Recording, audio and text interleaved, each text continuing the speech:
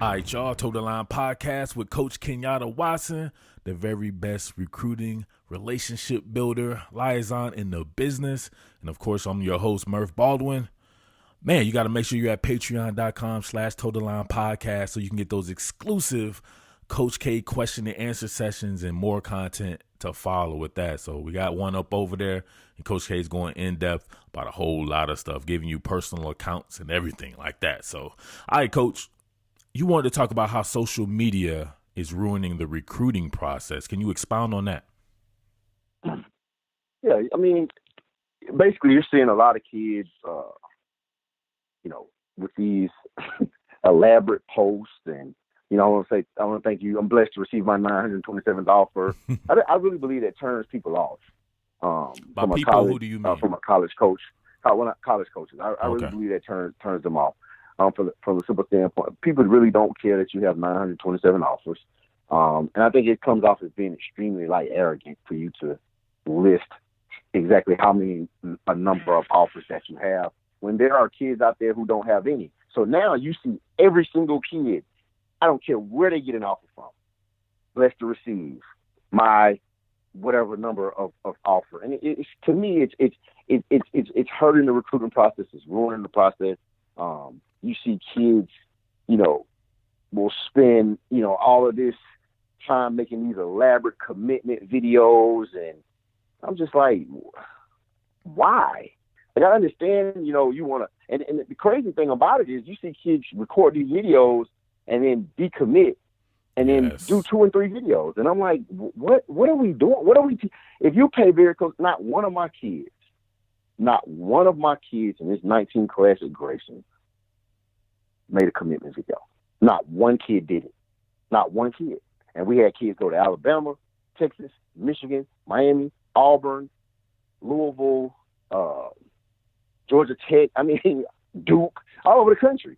Not one kid did a video. I'm like, God, come on. We're not doing that. And then, another piece to the puzzle as to why I say that, social media is ruining recruiting, because a lot of kids are losing offers because of stupid stuff.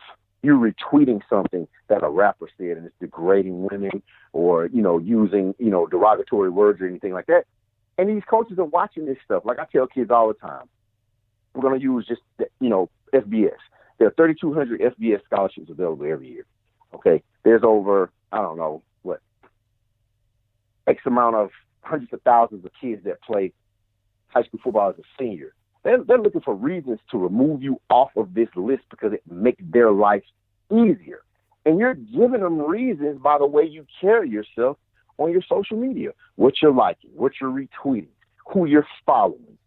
It's just silly stuff. I give you an example. I had one of our young men that signed with Baylor. We had a defensive tackle this year in the 2019 class signed with Baylor.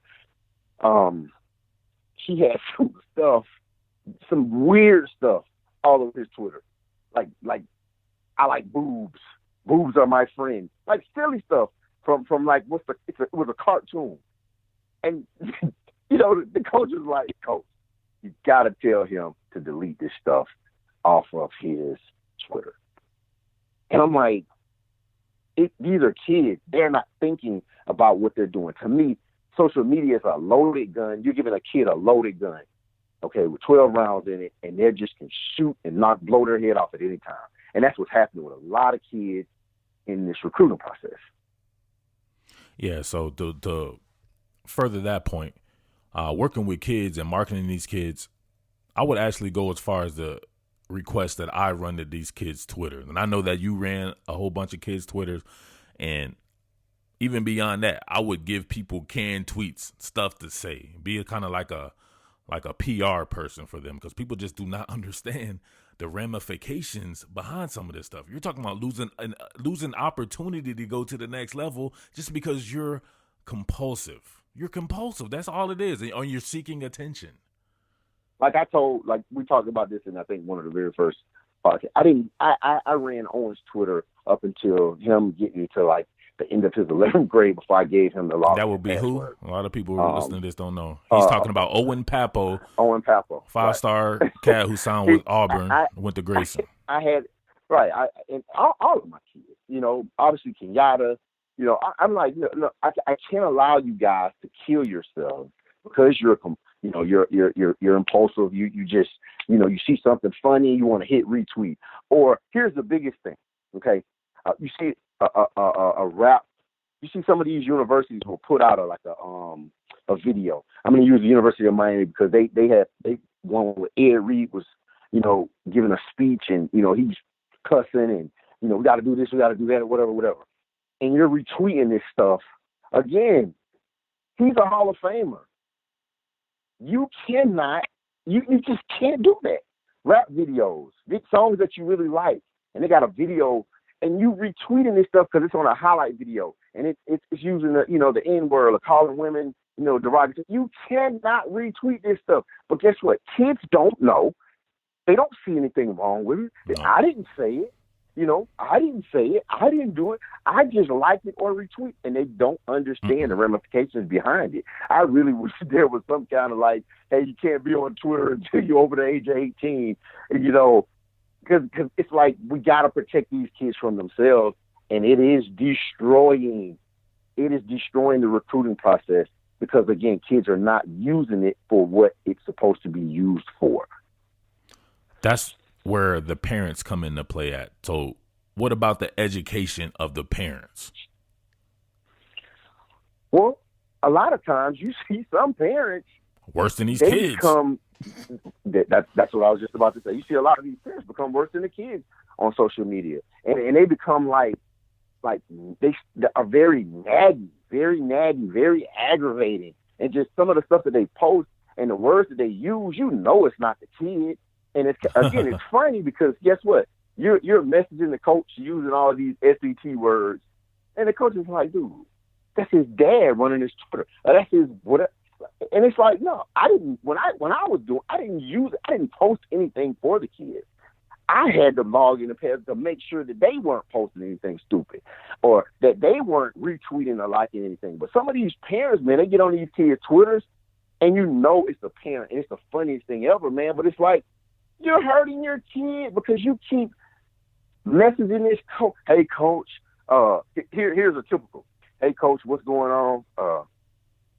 I really like you. Coach might respond, hey, man, I like you too. So does that mean I have an offer? Come on, man. A kid's not doing that. That's a parent. That's a parent doing that. And that's the most aggravating thing that when I talk to these coaches, they're like, man, tell this kid dad start running his Twitter, man, because it's crazy the questions that he's asking. Like, you're asking for a coach to offer you. Like, come on. That's nuts to me. Man, that is beyond. And I've seen some crazy, wild recruiting stories when it comes to stuff like that. And these coaches will literally ruin the kids. Like, they'll go on to the next kid. To me, coaches in dealing with this, coaches are looking for a reason to move on to the next kid. You're literally giving them a reason to do that, right? Correct. Like I said, there are 3,200 scholarships available, hundreds of thousands of kids. How do we chop this list down? Social media, character, off the field stuff, on the field attitude. Is he coachable? Academics. There's so many different things that they're looking at, and you're giving them a reason because of how you're acting on social media. It's absolutely ridiculous. Some of the stuff that I see on a daily basis of. Like, for instance, okay, here we go. Everything you do, you did a box jump. You jumped 20 inches on top of a 20-inch box. You posted and you tag every college coach in America. Annoying. What are you doing? Right. What are you doing? Right. The do's and don'ts. Right. I'm putting in work, and you're running around some cones. Like, okay, and you tag every media outlet. Thank you. In America. And you tag Murph Baldwin. Right. And I get tagged in that stuff. And you know what I started doing? Like, seriously, I started reaching out to the kids and like, hey, listen, don't do that. I'm going to tell you, don't do that because coaches don't like that and they don't want to see it. Okay. Let's say a coach does. You DM a coach, he clicks on it, and it's a wasteful video. He may never look at anything else that you ever post again. Coaches their minds operate in 6-second binds. Okay, they see it and then they get 100,000 of the same thing. So sometimes if it's not something that's eye popping, where they're gonna watch it past those 6 seconds. They won't even never click on it again. So give them a reason. Don't give them a reason not to want to, look at anything that you're sending them through a direct message. All right, let's talk about some of the horror stories of doing these recruiting or these commitment videos, right? So now we have a little bit of data on this stuff. And I'm not going to say that every single person who's done a recruiting video has become a bust, but it's a very good amount of these kids have become a bust. And in a look at me society, like, not picking on the kid, like, to me, Imam Marshall really started this with his Bleacher Report video. I remember him going around the city of LA and everything like that. He did not have a good college career to me, and I think his draft. But I tell you, let me tell you my most favorite though. My most favorite recruitment video is DeAndre Swift. I thought that was super dope. The one he did in Philly. I thought that was dope. That was dope. I'm biased though. He's the Philly Flyer. But he's the truth. Right. That was dope. It was tasteful and it was dope. You know what I'm saying? But that's the thing that I'm saying. You're putting a lot of pressure on yourself with that type of video. DeAndre Swift, the Philly Flyer, put a lot of pressure on himself, but he delivered. Now he's a top 15 pick in the draft. He's the ultimate, and he's a try hard, work hard player.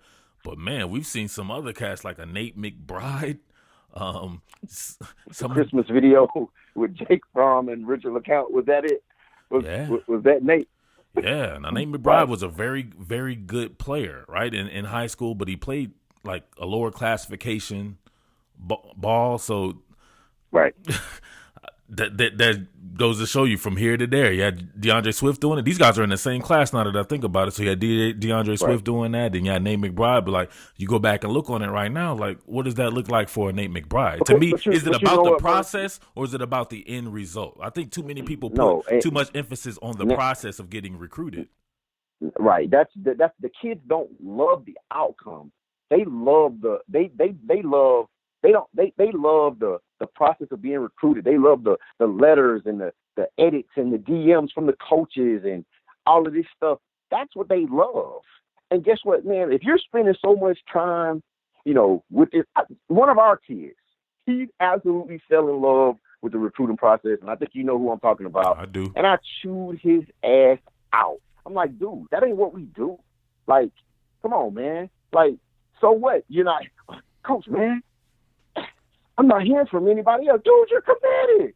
You know what that word means? Like, you're committed. That means you're locked in. That means you gave them your word. Hey, that same person right there. Hey, coach. Hear from anybody else. Coach, that same person right there.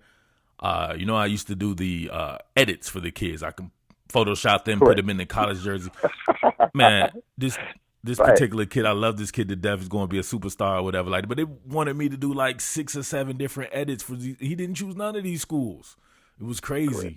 It was crazy, and man. That's the stuff to me, man. Again, it's all ties back into this social media thing because guess what? You want to edit to do what? You want to edit so you can post because it looks cool and stuff like that. But you're not focused on, you know what? Let me get an extra rep in a weight room. Exactly. But it's about them Twitter followers, Coach. Sprint. Now listen, Coach. Right. You showed me something a long time ago with a very, very notable recruit right there that told, you know what I'm talking about?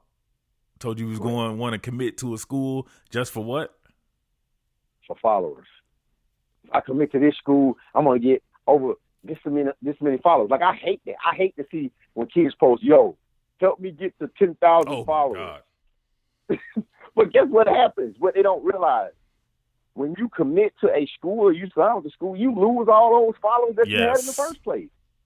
So it's like, but to me, it's like, oh my goodness, who cares who's following you? Who cares who likes or retweets what you're posting? Who cares? And I think again, man, social media is driving this crazy vehicle that we're seeing with recruiting right now. It's insane. It is absolutely insane. Kids post everything. I mean, everything that they're doing, kids, it's being posted. Now, guess what? You are your brand. Absolutely, you are your brand, and it helps you. But some of the stuff, man, is come on. It's like this is ridiculous, and you turn people off, and you have people actually say, you know, I don't want to follow this kid, or it's a preconceived notion that they develop of you because of some of the stuff that you're posting. It's like, hey, look at me, look at me, look at me, look at me, look at me, look at me. But guess what? You never see. Post that SAT or ACT score. What's that core GPA from your last transcript? You don't see much of that. You don't see blessed to receive a 1180 on the SAT, or blessed to receive a 28 on the ACT, or blessed to receive a 3.2 core GPA. You don't see that. You very rarely do you see that. And that's my whole thing. It's like, it's a circus. The recruiting process is now a circus. And again, though, but guess what? What's today's date? Never did your podcast. It's a media thing. Well, guess what? August 1st, when August 1st comes, that's when you see a lot of the foolery go away. Back to that doomsday, what you call it, right? Was the day of reckoning? 17 days away from doomsday. Correct. 17 days. So days away, is anybody going to say that was like blessed to receive my 500th offer? Are they going to say now blessed to receive 2 offers? No, you never see blessed to receive 2 official offer letters. That's it. You don't see that. Blessed to receive. It's October now. Blessed to receive my 3rd official offer letter. Oh, you don't see that, and that's what I'm saying. The foolery stops August 1st.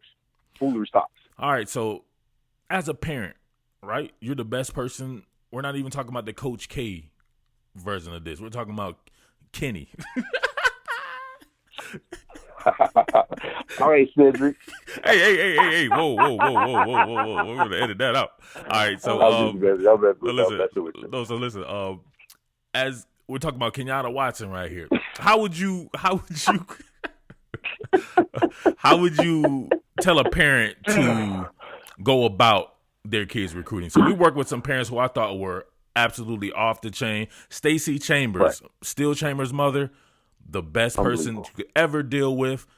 The way Steele was brought up and the way that he treated his recruiting process, that would be Steele Chambers, true freshman running back at Ohio State. Working with them was a breeze. They did everything according to plan. They were the absolute truth, and I believe they made a great decision, a decision that's good for them. But then on the flip side, we've had some people that treated it like a circus, and it didn't ended up going their way. So how would you tell somebody how to go about the recruiting process? What can somebody do to make sure that they're not annoying? Make sure that your kid has the proper SAT, ACT tutor. Make sure your kid has a tutor to help him with his core classes. Make sure that your kid is at every workout for his respective high school, and make sure that your kid is eating right and resting. That's what a parent can do to help their kid in the recruiting process. All right, that's what you can do. Because guess what? You do those things, and your kid's a good football player, the rest will work itself out. Everything you want to happen is going to happen. No doubt. But there are too many times you see parents will pay $1,000 a month for the best cone runner-arounder teacher that they can find. Because some of the stuff that you see in some of these training videos, man, I'm like, dude, for real?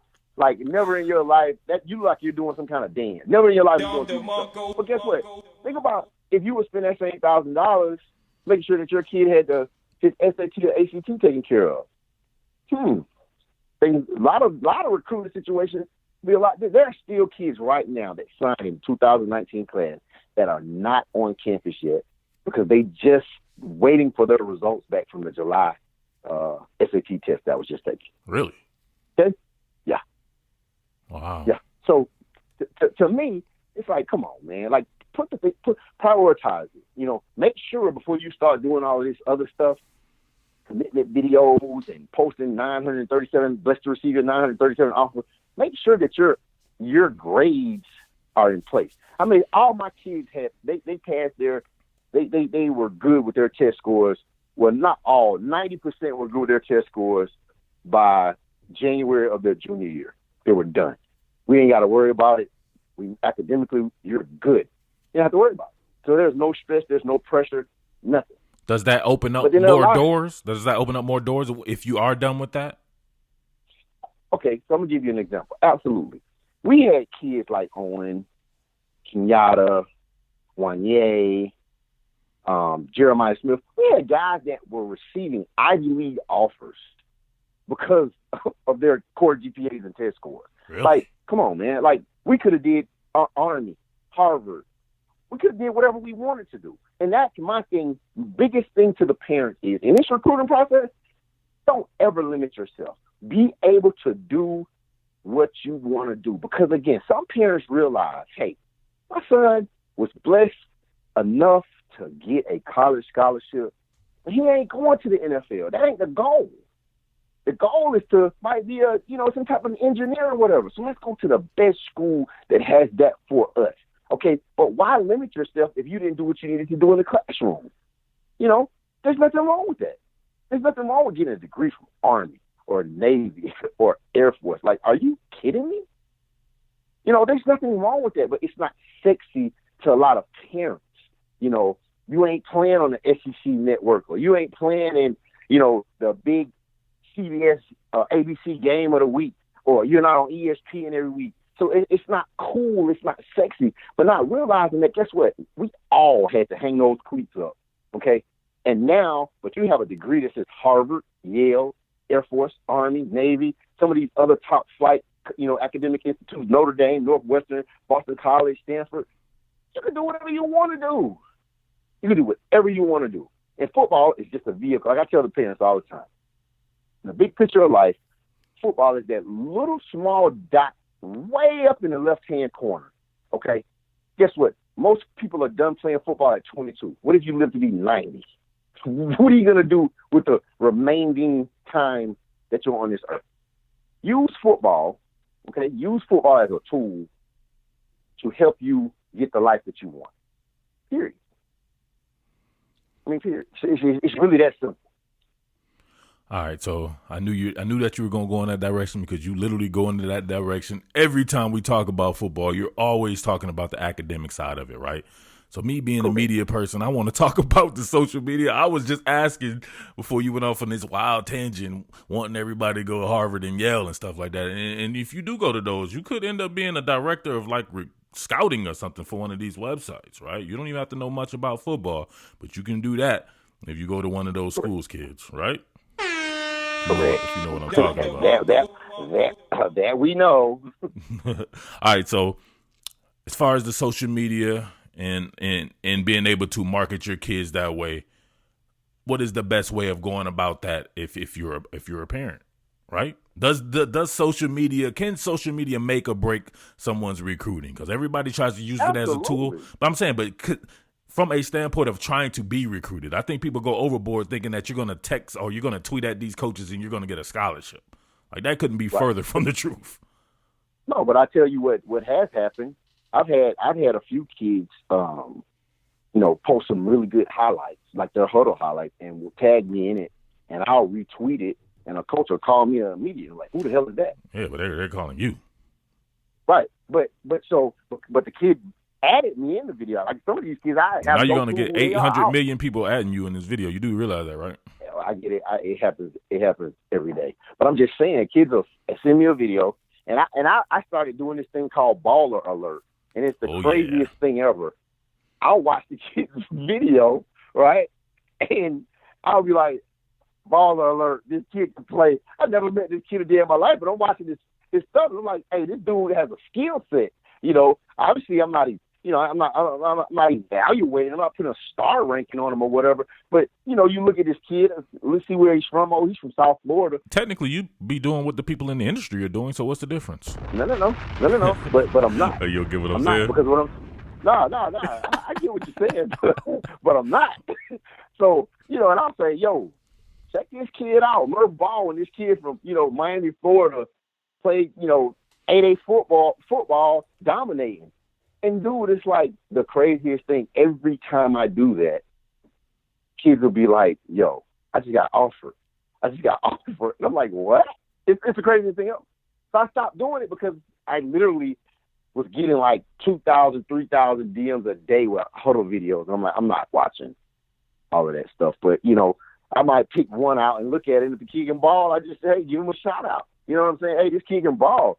And lo and behold, kids are getting offered. So I think by that way, right there, it's a positive use of social media.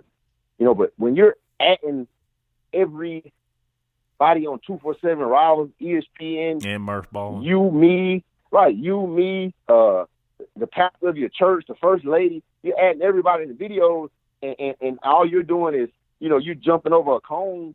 That's crazy to me. I mean, that's nuts. All right, no cones were hurt in this during the recording of this In the making podcast. of this video. Coach though not Correct. like cones. We've realized that you're not a big fan of cones. All right. Moving beyond that, Coach. If you want more like that, make sure you're at patreon.com/ToTheLine Podcast. My man will give it just like that, right? So, all right. So we had somebody hit you up on Twitter, or they may have hit both of us up. I'm not sure, but they had a kind of a thing going with the media calling kids underrated who are committed to big time D1 schools. What do you think about that? You had Right. some I choice think words that about is that. absolutely nuts. There's no kid that's committed to LSU is underrated. No kid that's committed to South Carolina is underrated. You're not an underrated kid if you're committed to a major Power 5 school. Sorry. You're not an underrated kid if you have 15 Power 5 offers. No, what it is some of these sites didn't do their homework, and they're just finding out about the kid. Now you're backtracking, and you want to say, oh, this kid is, no, that kid's not underrated. But guess what? If he was underrated, he wouldn't have any offers at all. Sorry. All right, so a kid has a 3-star label, Coach. Yet he has offers from USC, Oregon, Miami, Tennessee, Michigan, and places like that. Is he underrated because his label says No. 3 stars? No, he's not. Because guess what? The colleges that have offered him says otherwise. They don't care. Again, they don't care about where your quote unquote rating is. You got offers from some of the top schools in the country. That says it all right there. Do these coaches care? Like, do these guys have their own rating system, or do you think that they're putting their entire trust into Rivals or 247? No, not at all. These guys have their own. They're looking for certain body types. They're looking for a certain skill set that fits their scheme that they're trying to recruit towards before, and that's what they're going out and looking for. Again, like look at Brian Herring, 0-star kid, signed with Georgia because he fit what they were looking for at the time. You see a lot of that's happening now. You see kids who, that are 6'4" receiver. You watch him, he can run, he can jump. He's coming to your camp. You had an opportunity to evaluate him face-to-face on campus. What you saw in camp matched what he did with his pads on. You watched him play a full-out game against top-level competition. Everything matches up. But guess what? Some of these guys that do the rankings haven't. And he's not, rated exactly where you say. They don't care about that. They don't care. Like we talked about with Oregon. They went through during Chip Kelly's tenure where they have one kid that was a 5-star, DeAnthony, what was his name? The Black Mamba, whatever they called it. DeAnthony Thomas, right. He was only 5-star during Chip Kelly's tenure, but they beat the crap out of Florida State, lost to Auburn in the national. What did they lose the Auburn national championship game? They lost to Auburn and lost to Ohio State in the national championship game. But the fact that they were there, you were there. You were there twice in such a short period of time, and I mean, with a bunch of guys who were quote unquote that weren't 4 or 5-star guys. They were system guys. They fit what he wanted, and they won. So, again, colleges are looking for specific fits to their program, man. And it is what it is. Now, Alabama, like we talked about in an earlier podcast, do you recruit to your scheme or do you recruit the best players? Alabama just happens to be able to do both. Clemson's find guys that fit their scheme, but guess what? Both are 55-4 over 4 years, 2 national championships apiece, so it works. Yep, but now we've seen that Clemson is actually taking the Alabama model now because they're popping just like Alabama. They're lit. Everybody wants to go to Clemson and everything like that. Will that come back to bite them? Do you think this is something that we were supposed to talk about on another podcast? I don't think so. Listen, I mean, let me set this up for you because now you're going with a different breed of kid, a different style of kid, right? Before when I think about Clemson, and you know this, right? You know this. Right. You've had kids recruited by Clemson. You know multiple people on the Clemson staff. They look for a certain kind of kid. Maybe a kid come Right. from 2-parent home, this type of GPA and all this and that. They preach the family thing. You don't really hear about them with much riffraff off the field and everything like that, where you may see at some of these other schools. Now Right. it's like they're kind of changing that up a little bit when you just start taking Well, every 5-star player.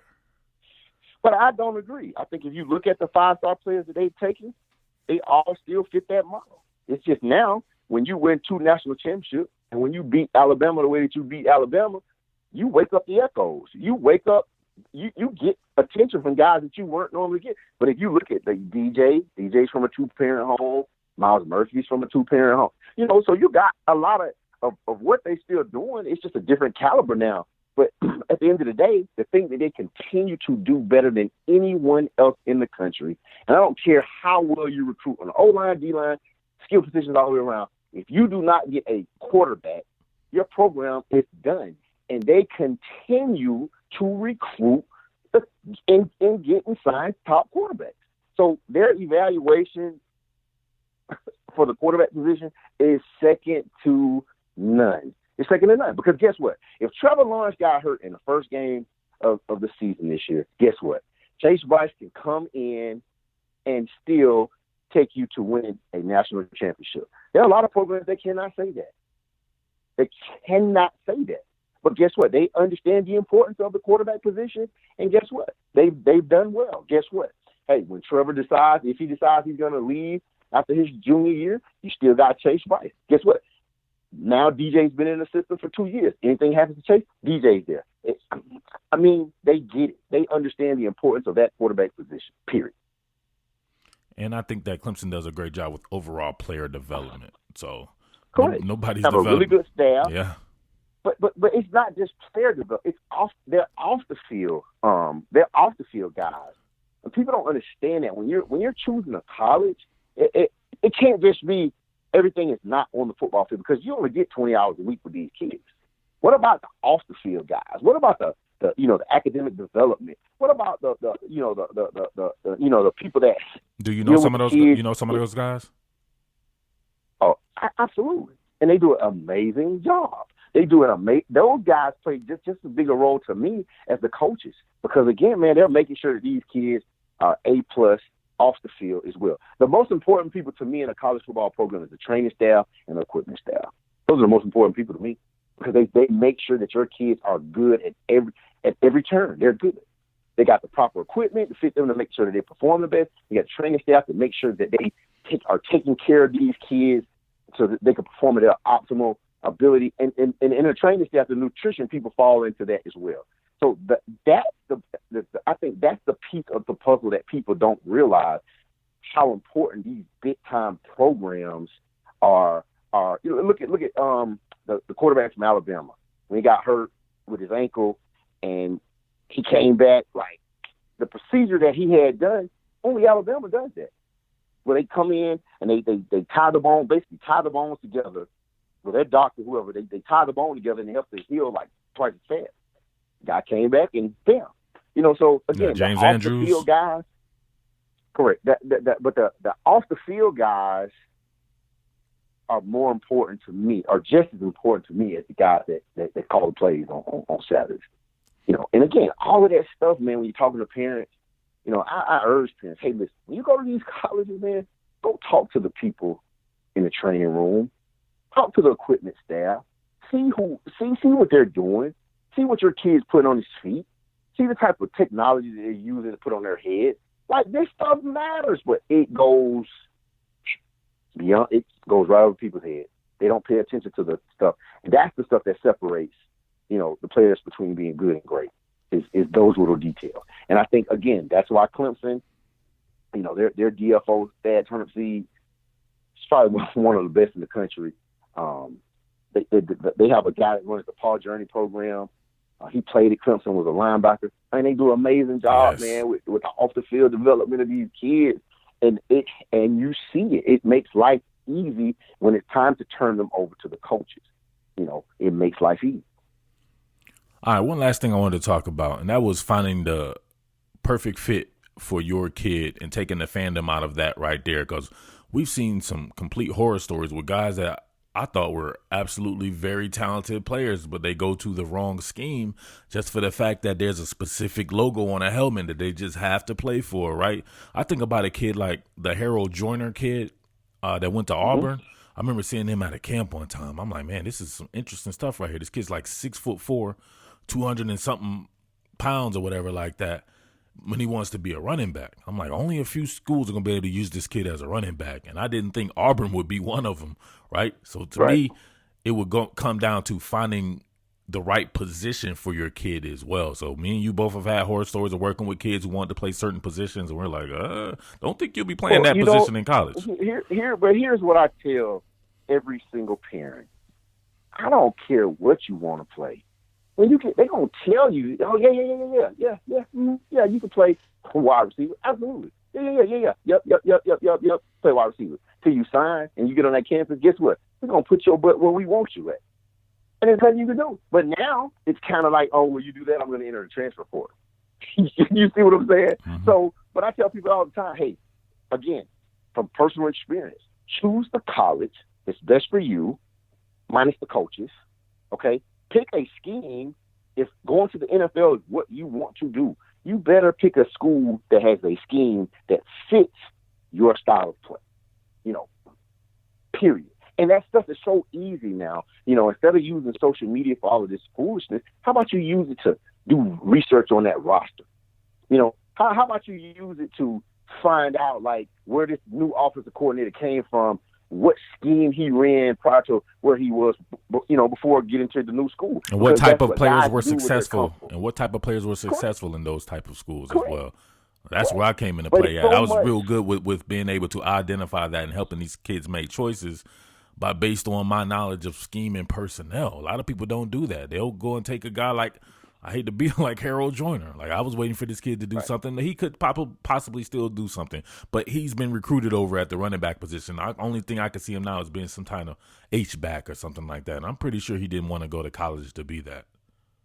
Correct. And again, man, look, I say it all the time. There is no magic potion to this recruiting process.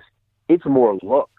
When your kid gets stepped foot on campus, it's more luck than anything. I'm just being honest with you.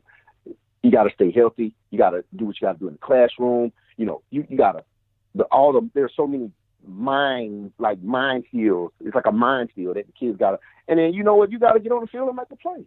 And it's all, preparation and luck. And that's it's just what it is.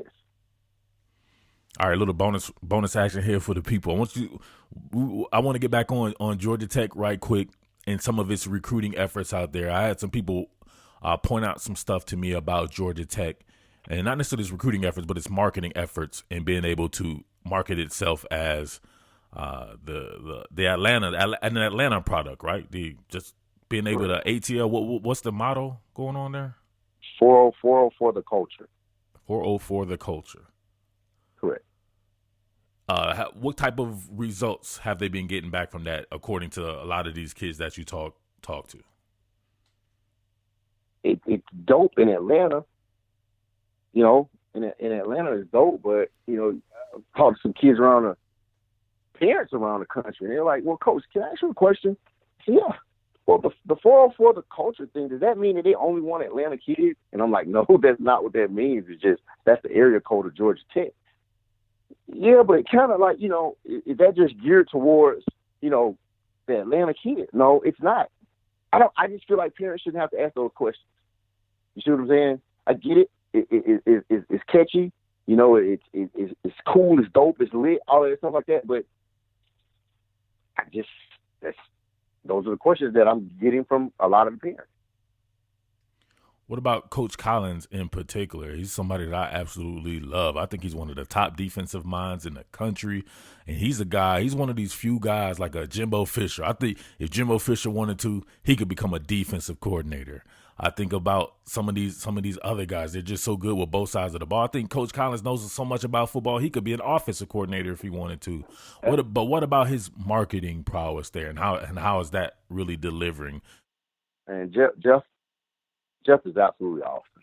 Jeff's absolutely awesome. I've known him for a very long time. I think that I think that he's the right guy for this job, and I think he's gonna do an amazing job at Georgia Tech. I mean, he's been in some big time programs, been in the SEC. He knows what it takes. He's gonna recruit the right type of kid at Georgia Tech. And it is what it is. He was a perfect guy for this job at this time. All right, there you have it, for sure. All right, like I said before, y'all, patreon.com/Toe the Line podcast. Get insight from your man, Coach Kenyatta, and B on the ground floor, man, with the question and answers. I mean, they're able to hit them up like that. As you seen right there, man, everybody's hitting them up in his DMs and Twitter and stuff like that. What a great way to be able to contact this guy and get some of your recruiting questions answered. Right, Coach? Yes, sir. Absolutely. Look forward to it, man. It was fun. It was fun doing our question and answer session earlier. I look forward to many more questions. All right, Coach. Go ahead and get us out of here, man. Give me a yes, sir. Hey, just keep following us, man. Keep watching it. The responses have been great. And at the end of the day, yes, sir.